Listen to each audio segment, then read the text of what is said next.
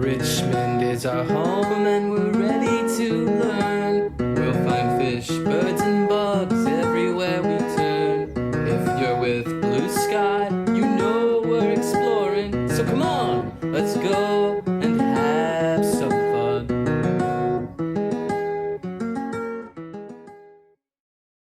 Welcome to Dory Park, the largest park in Henrico County, located just 15 minutes from the east end of Richmond. It used to be the location of a dairy farm owned by the Dory family. You can see the dairy barn that was renovated into what is now a recreation center.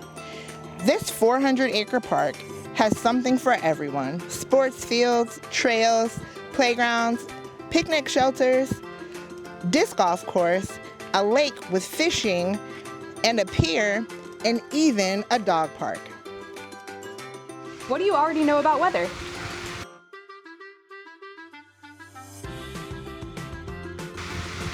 I know the meteorologists use temperature, barometric pressure, wind speed, wind direction, and cloud type in order to predict the weather for the day. What do you want to learn about weather?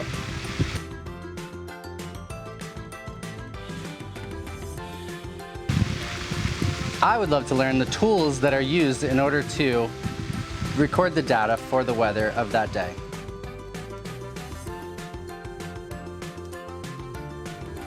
For today's at-home scientific investigations, you will need a clear cup or jar, a paper towel, water, blue food coloring, a pipette, a paper plate, the cloud types printout, scissors, glue or tape, science log, and your pen or pencil. You could also use crayons, markers, or colored pencils.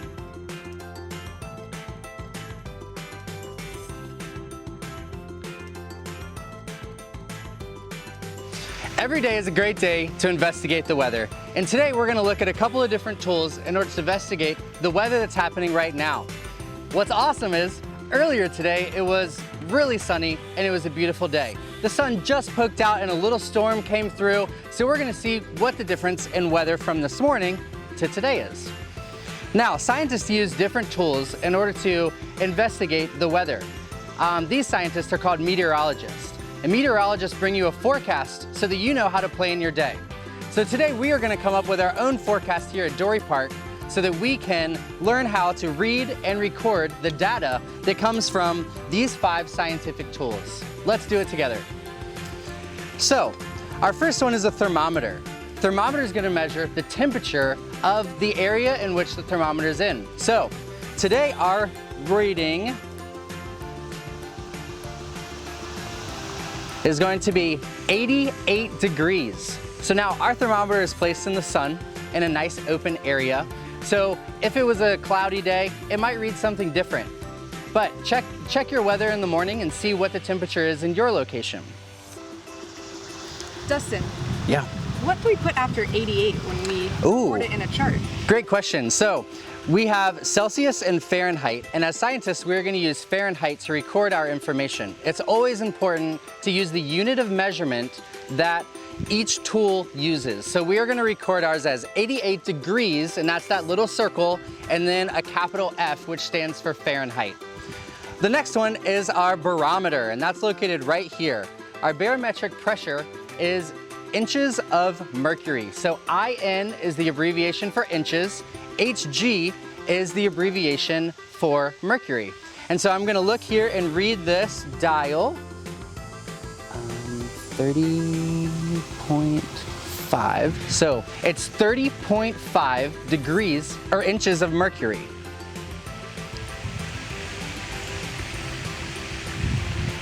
And that is the pressure in the atmosphere, all right? So that's the pressure in the area in which we're in. So the next thing that we're gonna use is an anemometer, and that is this fancy tool right here. It has a small fan at the top that spins around in circles, and that measures the wind speed in miles per hour. So I'm gonna wait for a gust to come. As you can see, our wind vane isn't moving right now, and now it's just started. All right, it looks like the wind gust there was 1.3 miles per hour.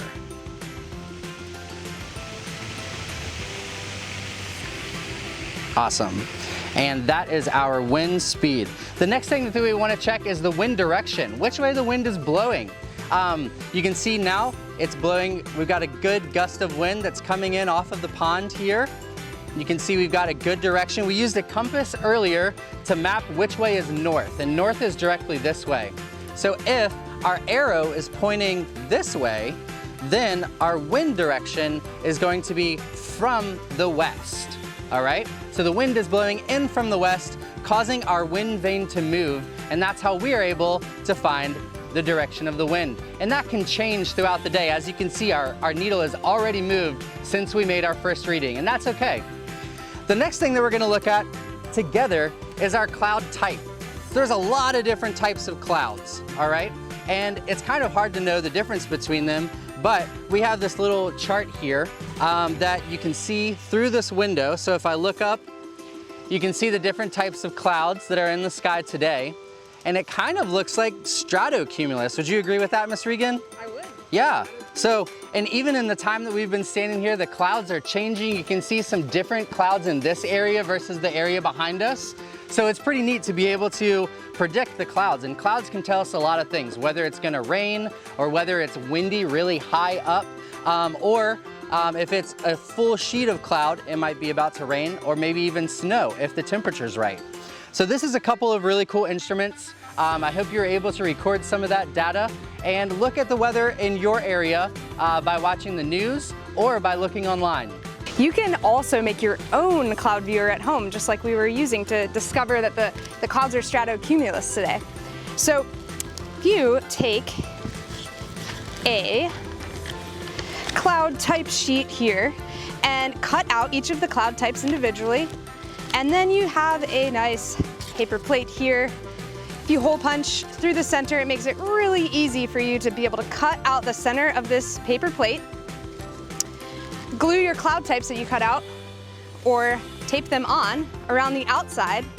Color it in if you'd like, make it nice and fun looking, and then you can go outside and hold it up and take a look through the viewer and then reference each of these to decide what kind of clouds you're seeing today. Have fun. Let's go for a hike.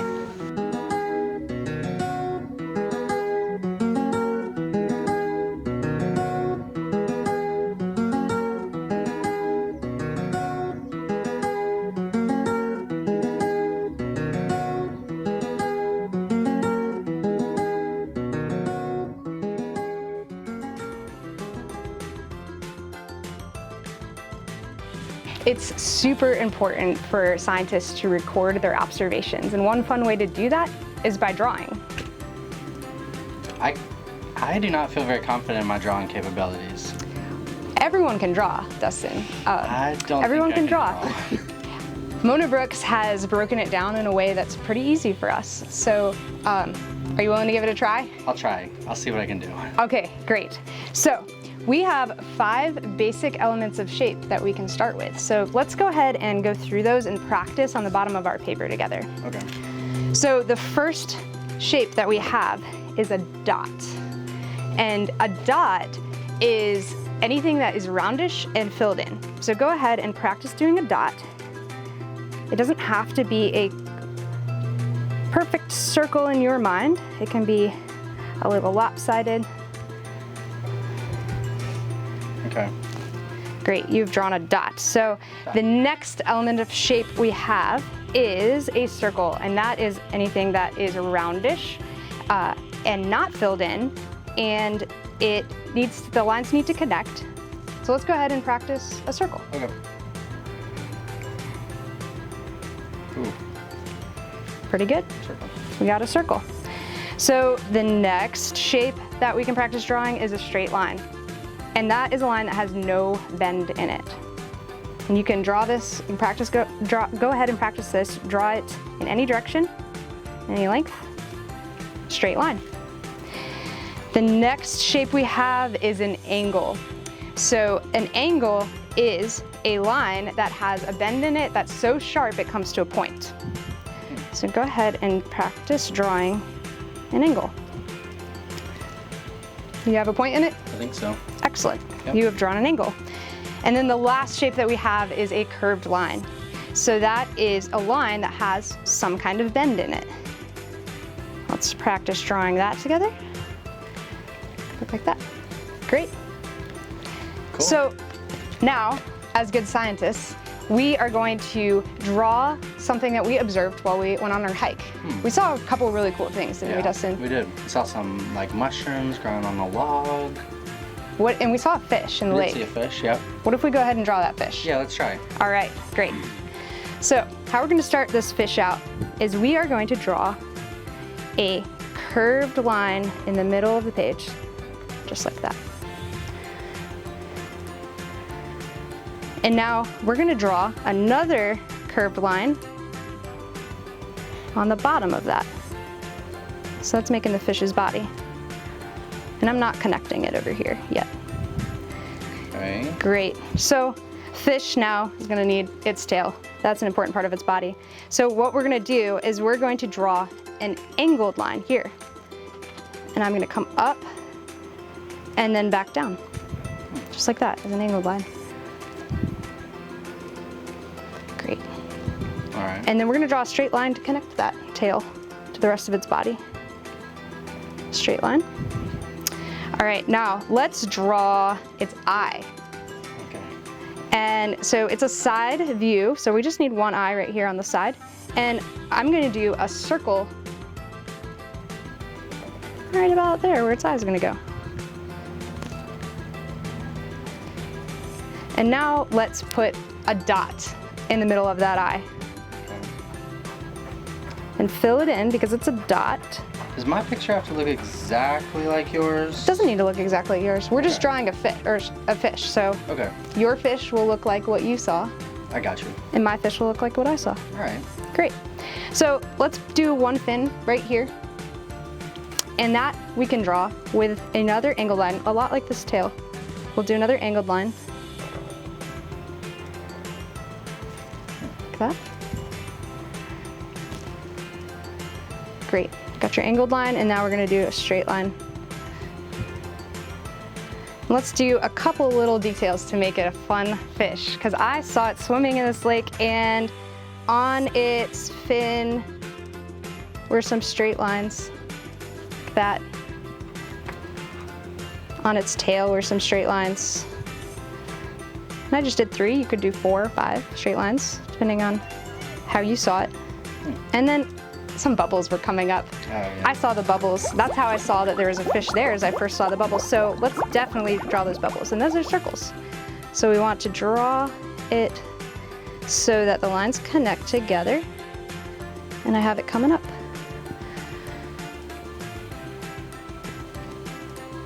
So now we've drawn a fish together.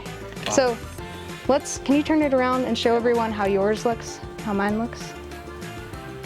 Great. That's a fish. So looks like a fish to me. This one looks like a fish.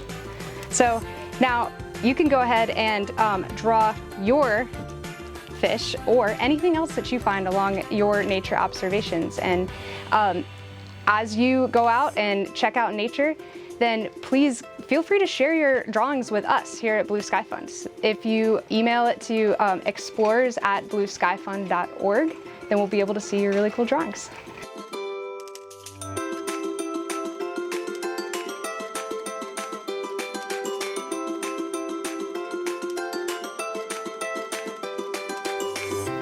Take this brain break with us. In a moment, you'll hear a bell chime. You'll close your eyes and keep them closed until you can no longer hear the chime.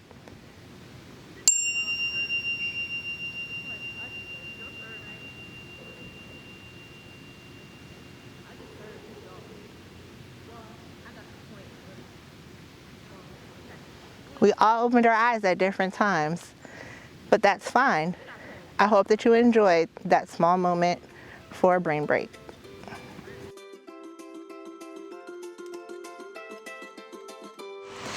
All right, everyone, we're here to do Cloud in a Bottle. Have you ever seen a puddle outside on the ground on a rainy day and then come back the next day and wonder what happened to it?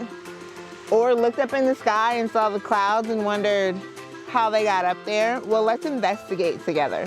So in this clear jar, I'm going to pour in hot water. It's definitely a hot day today. So any puddles on the ground are definitely going to be warmed up. So I'm gonna put fill about a third of this jar up with warm water, hot water actually. I'm gonna take my thermometer and stick it down inside so we can see exactly how warm this water gets. On a warm day, the puddles are gonna be heated up by the sun, and a dynamic process will take place. And we're gonna capture that process right in this jar. Let's check our thermometer. Whoa, we are at 80 degrees Fahrenheit on this thermometer. So this water is 80 degrees. Now we have a cup of ice. We're gonna stick our thermometer in here. So while this jar represents the water on the ground, this glass cup, Mr. Dustin, it represents the cold temperatures up in the sky. So the higher you rise up, the cooler it gets. So we're gonna leave this on the bottom to represent the bottom. This has already cooled down, believe it or not, to 45 degrees Fahrenheit. That's pretty cold. I believe if we leave this in here even longer, it will continue to drop. Yep, already down to 40 degrees Fahrenheit.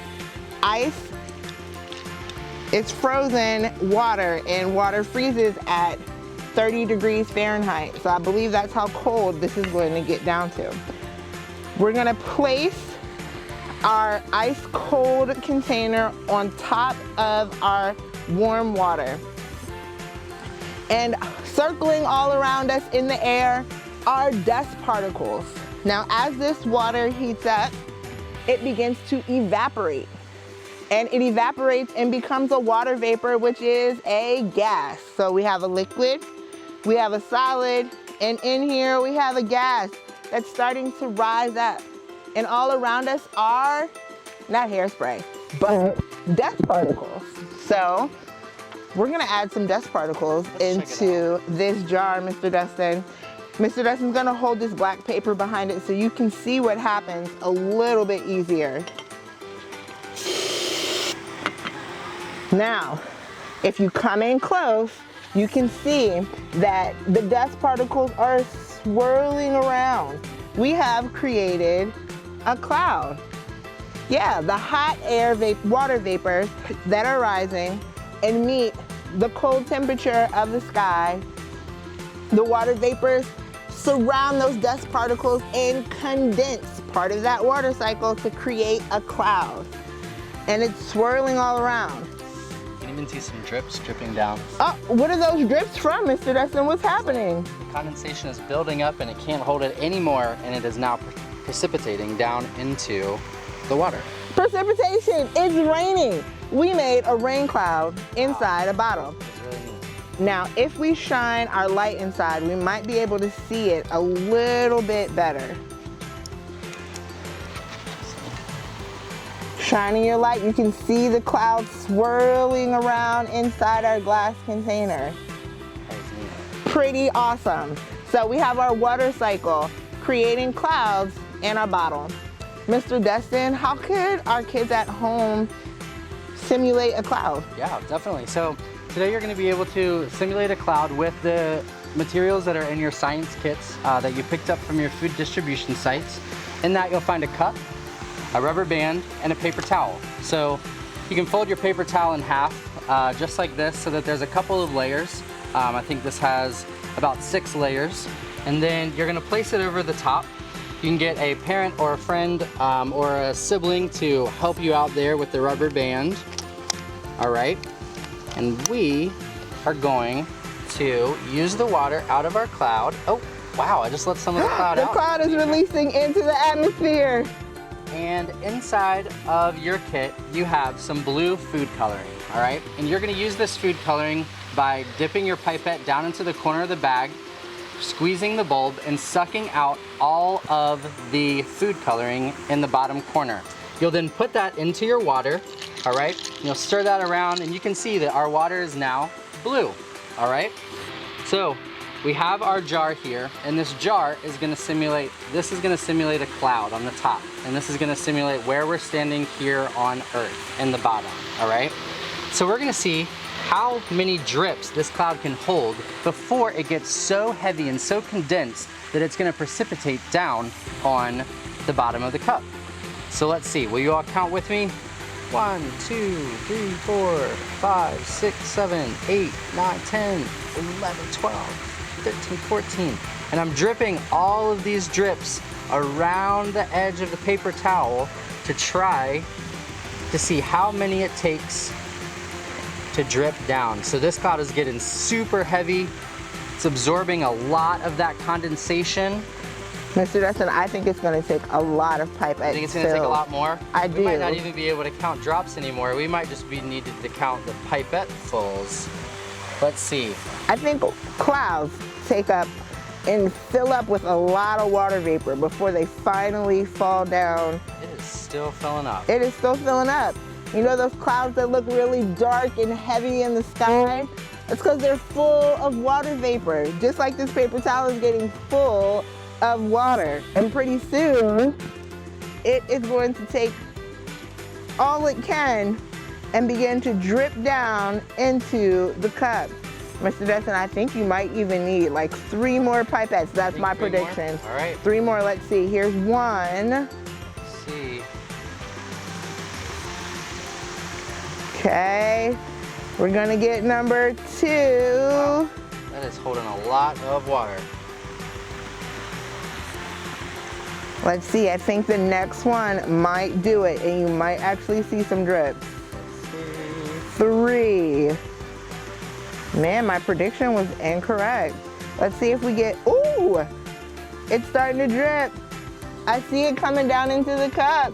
Yep, that is cool. So we had about 7 pipette fulls of our water here, and so that cloud got super big, super heavy, and it released that down like precipitation.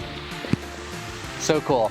Try it at home. And please be sure to share your experiences with this rain cloud in a cup with us by sharing your pictures and videos at explorers@blueskyfun.com. Email us your awesome science experiences. Keep exploring. Richmond is our home and we're ready to learn. We'll find fish, birds and bugs everywhere we turn. If you're with Blue Sky, you know we're exploring. So come on, let's go.